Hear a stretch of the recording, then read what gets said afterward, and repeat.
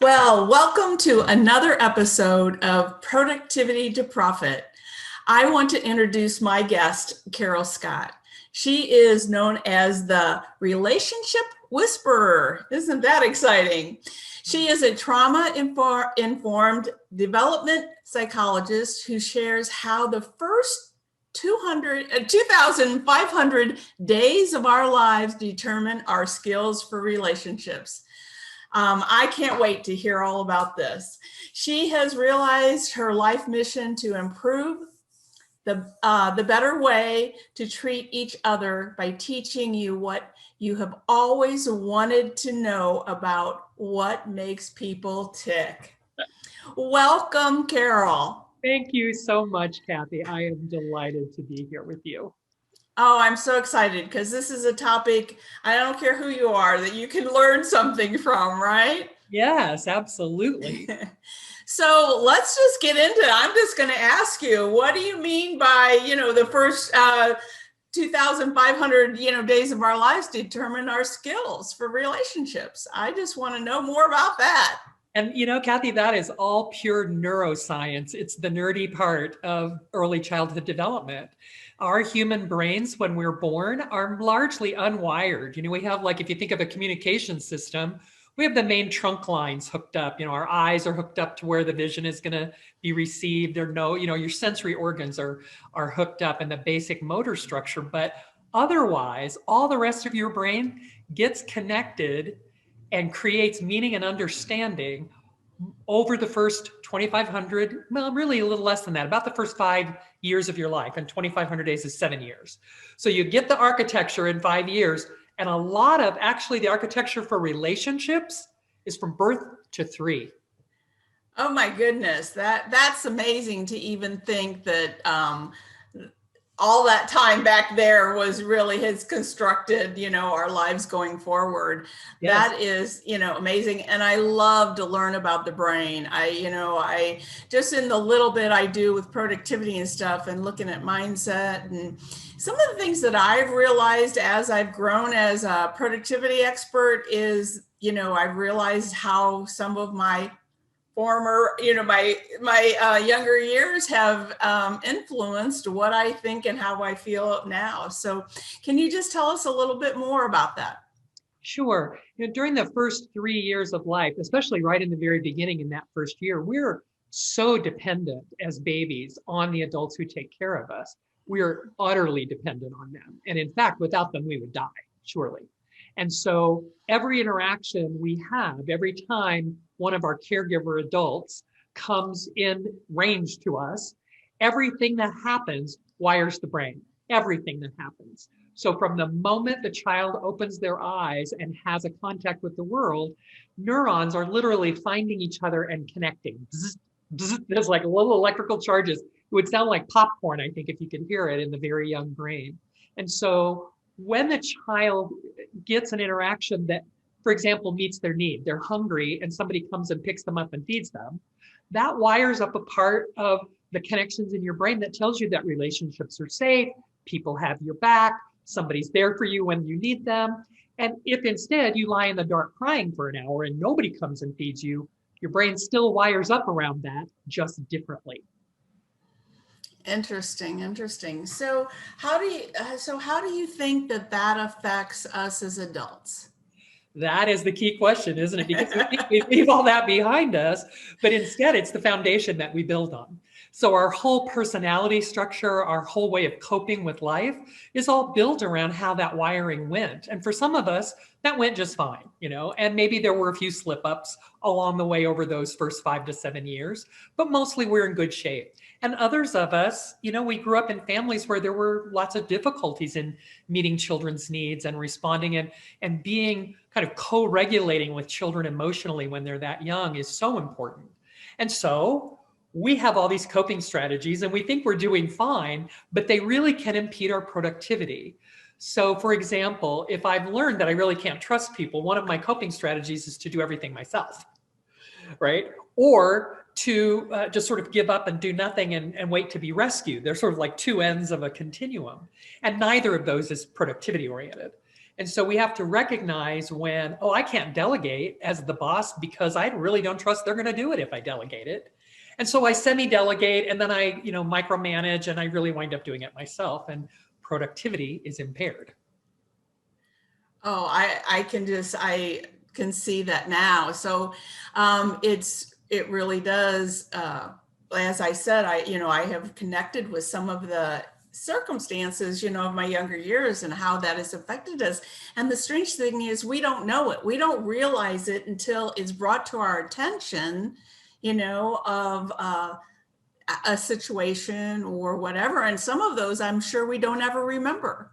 Oh, absolutely. You really can't remember much before the age of 3 before you can talk.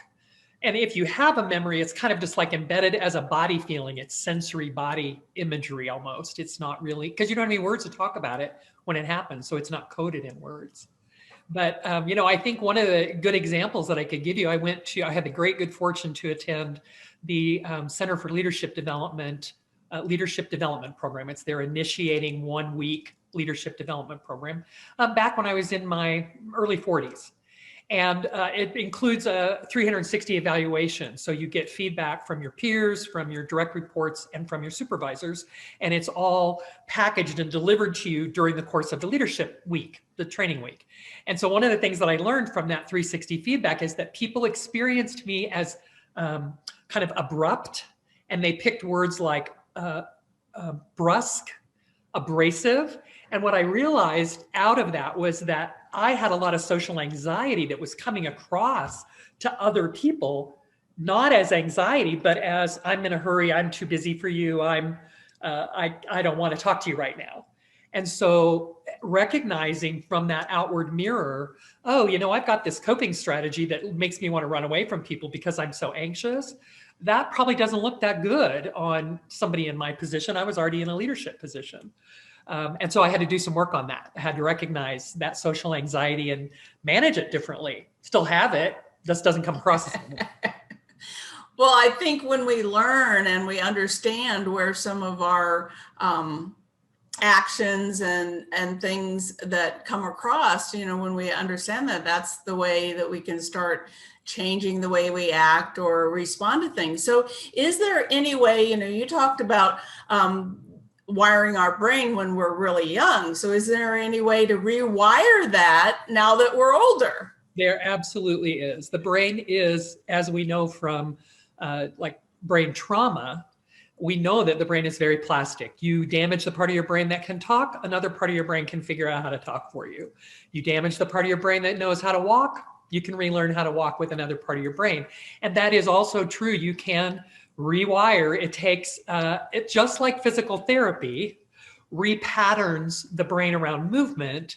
We have to have mental and emotional therapy to repattern. So it's a repetitive, iterative time process. You can't do it overnight. You can't do it in a workshop, but you can identify what's the pattern I have now and then change it. And a lot of the work that I do is what I call development do-overs. Okay. All right. And so the first step is just recognizing it, right? Correct? Yes. Yes. You have to see that there is something that is impeding your productivity that is related to your capacity for personal interaction and for emotional self-regulation and relationship. And, I've actually decided not to call myself the relationship whisperer. I didn't correct that in the information that I sent you because there's actually several people who already do, and they all are about romantic, marital kind of relationships. And that's not really what I'm talking about at all. It's all about every interpersonal relationship that affects your ability to have your life be what you want it to be: productive, happy, joyful, all of those things. And we can do over any unintentional or really severe damage that was done to us, because parents do a lot of well-intentioned things that also don't help children grow up into be people who do well in relationships. They try hard, but they don't know what they're doing. Well, and a lot of times, and I have a story just myself, I think I've probably said it before, but, and it's not always is not coming from love, because a lot of times it's coming from love. Yes. But it's a situation of their concern for us, but it's the statements that they say or the situation we're in that we take it and run with it in a different, totally different way. I'll just explain real fast. So I was in the 5th grade. I always wanted to be a teacher. That's, played teacher with my friends all the time, all summer. That's what I wanted to do, is be a teacher. And I remember in the 5th grade, we had a parent teacher conference. And my mother was, I could put myself right there. Now, my mother was standing next to me, and she said, to the teacher, it's so sad Kathy won't be able to become a teacher if she fails history, because I was not doing well in history, but because I had a reading problem and nobody had diagnosed it at that point in time, and so I think I just kept that in the back of my mind, that I could just never do that. And I won't go into the rest of the story, but I found myself deviating from that plan quite a few times. And, so it's not, and it's not that she was trying to be mean, or she was just had concern for me. Not at all. And what I say often is that the time when children lose the greatest capacity for their productivity as an adult is when they're toddlers. And we call it the terrible twos because we don't understand what's happening. This little child is developing personality. They're figuring out who they are, what they want, what they think, and how they feel, and how that is different from what other people want, think, and feel. And a lot of the messaging to toddlers is, oh no, don't think that, don't feel that, and don't want to do that. All the world is full of no's to toddlers about everything that they are exploring to find out who they are. And so a lot of us from those very early toddler years wind up thinking, I'm not okay unless I follow all their rules about how I'm supposed to be. I can't be who I want to be. I can't be the teacher. I can't grow up to be, princess of the world, because it's not a job. So do you have a process that you use, or is it just back to what you're saying, we first have to figure it out, but do you have a process that you help people with? I do. I use my background in developmental psychology and early childhood education to create a framework that I call the 7 childhood treasures. And I name them other things sometimes too, like 7 self-aware success strategies and other kinds of things. But essentially it's one interpersonal, what I would call emotional and social capacity that we get with each year of life from birth to 7. So those first 2,500 days, 7 years, 1 asset per year, 7 years, 7 assets. And then we look at how does that work in your life right now? So when you were an infant, you were supposed to develop the capacity to trust other people. How's that going? What's it look like? Do you trust other people? So I have some exercises and activities to assess and see how that works for you, how you think about it now. And then some activities to let you start building from where you are to a greater capacity for trust. First, by noticing there's more trust in your life than you think if you just reframe how you think about it. And so we look at who do you trust in your life and for what things do you trust them? And then where are you missing a sense of needing to trust people? And how can you take the trust you have as a tool to build more trust? Those kinds of activities, yeah. Okay, that sounds awesome. Very interesting, very interesting.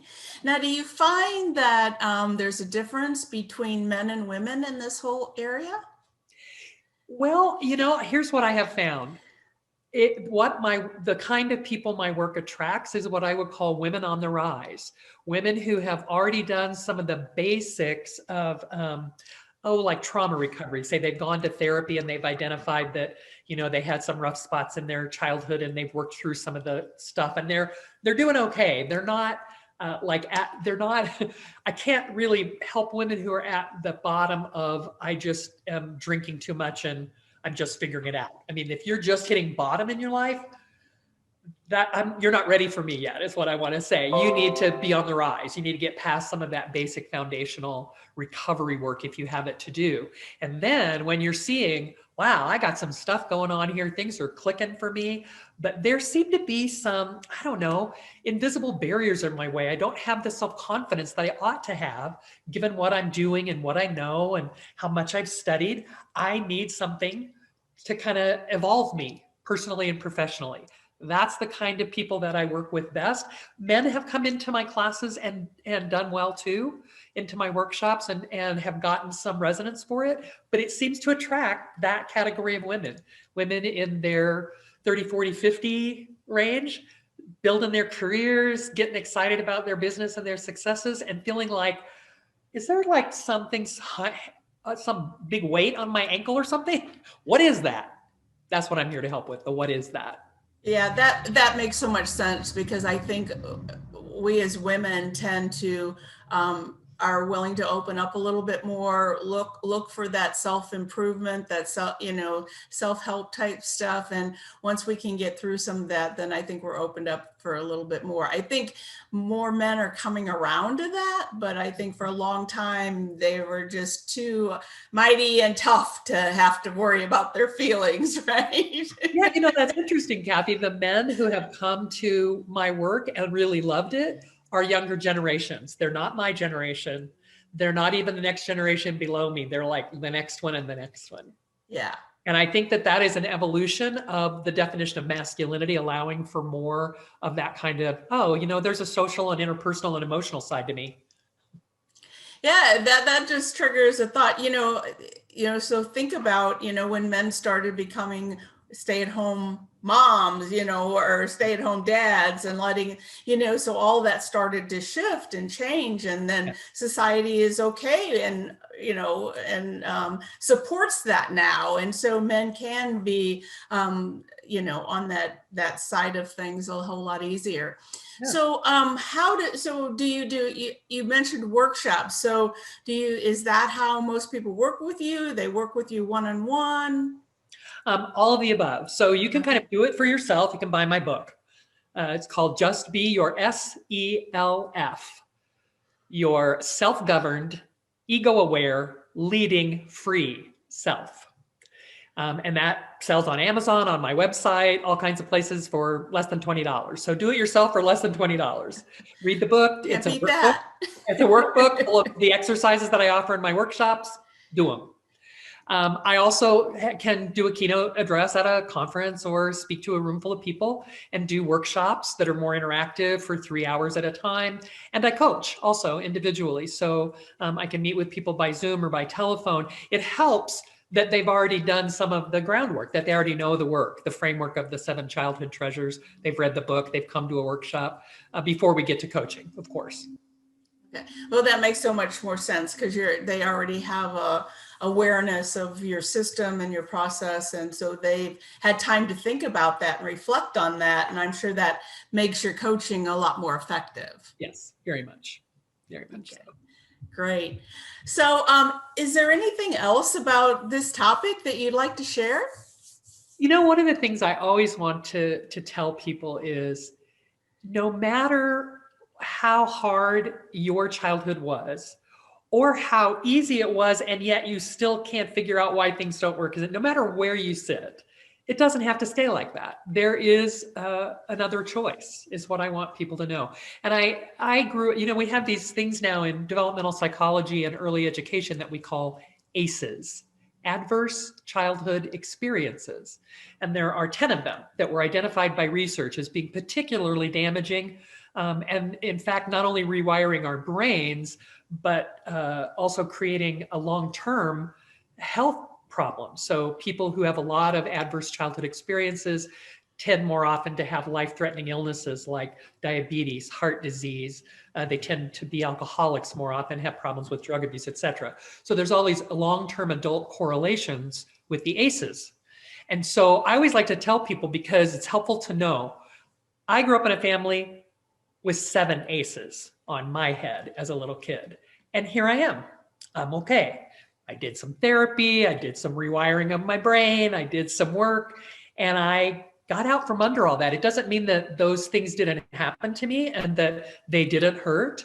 They did happen and they did hurt. And I have learned how to have a productive, happy, joy-filled life beyond that. So it is A, never too late, and B, never impossible to have a better life. You can. That's awesome to hear that. And yeah, I was a one of 7. So yeah, that's a big family. I was in the dead middle. So, I was always the peacemaker of the family, so I guess I was always trying to go on both sides, trying to. The fulcrum in the teeter-totter, right? Yeah. Yeah. So why don't you tell everyone how they can find you, get more information about your book, your programs? Terrific. Right now, the best way to reach me is through my website, lcarolscott.com. You can buy my books and sign up for coaching. And I don't have any speaking engagements on my calendar right now. No surprise with the pandemic. That's pretty much still that role. But as I add speaking engagements and classes, I'll put them on my calendar. And I would invite you to join my email list there, downloading the 7 Childhood Treasures Manifesto for your life. Awesome. Well, thank you so much, Carol, for being here and sharing your expertise. And I'm looking forward to getting the book because I just want to see if I can dig into that a little bit more. I've been working on that, as women do, working on that for a long time. And so, every step just makes you feel better. True enough. Thank you, Kathy, for having me. I so enjoyed it. Yes. So until next time, stay productive and profitable.